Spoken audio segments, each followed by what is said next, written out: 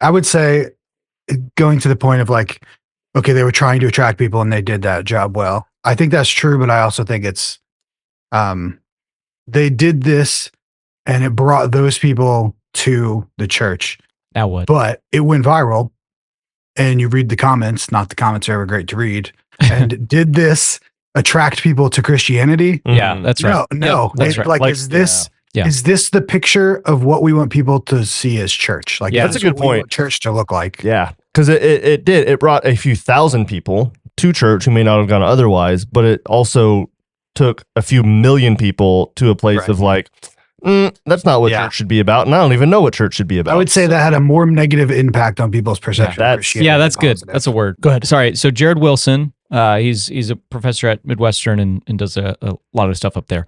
Also, if there's ever an episode where Stephen doesn't mention Midwestern, hey, check up on us, please. It's like really wrong. Andy talking about Cornell. Oh, that's right. Yeah. Oh man, I haven't worn a shirt yet though, but yeah, I'll next time. So no, but anyway, Jared he came out of this space, so he's very passionate about the seeker sensitive type movement, and his whole thing is like, you're going to keep them with what you won them with. Does that make sense? Yeah. So it's like, if you won them with this giant, attractive Christmas show, as soon as you stop doing that in their mind, they're out, they're gone, because that's what you won them with. So as soon as you present them the gospel, they're leaving, because you didn't win them with the gospel or with church things. You won them with the show.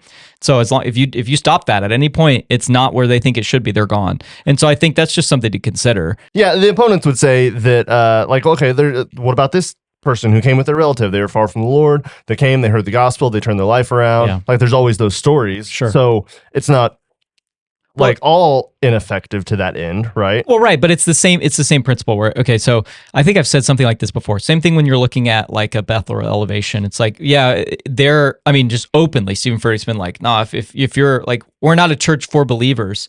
So yeah, I'm sure you've heard testimony. He has said that? Yeah.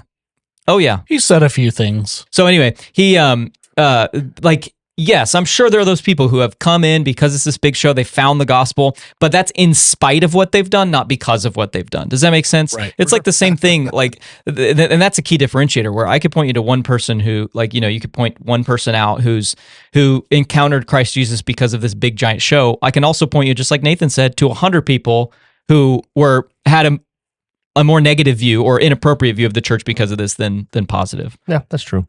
Well, and it kind of goes back to the 2 Timothy 4 passage, where Paul, obviously towards kind of the end of his life, but he just kind of gives this reminder to Timothy. It's in 2 Timothy 4:2. Preach the word, be ready in season and out of season, correct, rebuke, and encourage with great patience and teaching. For the time will come when people will not tolerate sound doctrine, but according to their own desires will multiply teachers for themselves because they have an itch to hear what they want to hear. They will turn away from hearing the truth and will turn aside to myths. But as for you, exercise self-control in everything, endure hardship, do the work of an evangelist, and fulfill your ministry.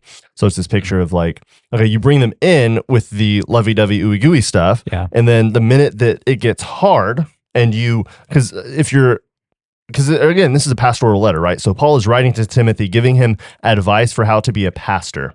So as soon as a pastor starts correcting, rebuking people who just came for the, like, neon drummers, like, hang on, this isn't what I signed up for, I'm out.